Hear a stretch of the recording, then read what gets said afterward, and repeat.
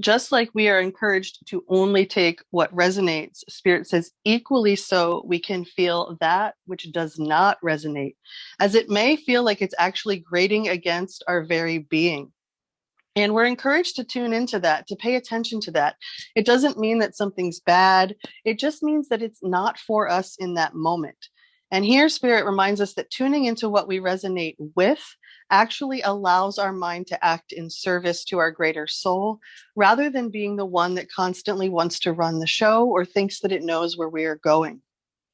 And as always, we have these supportive energies that come through with these transmissions, things that we can kind of remember as mantras in our head to help us get through some of these more dense feeling times. You know, we're really raising our frequencies very high, but what that means is that everything that does not meet that has to rise to the surface. And we talked about like shaking out the rug and all of the debris coming up from within.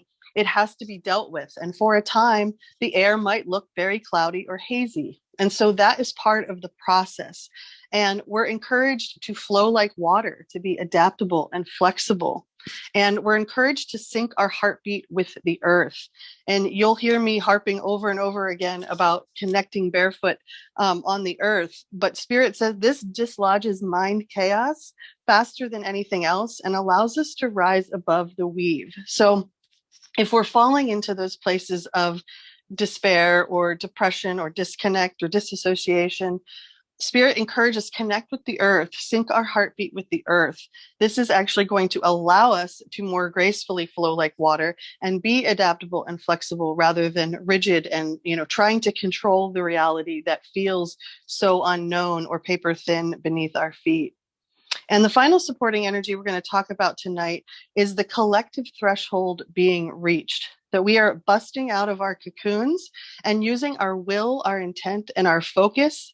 And Spirit says anything that is not anchored in love is going to cause a boomerang effect in our lives.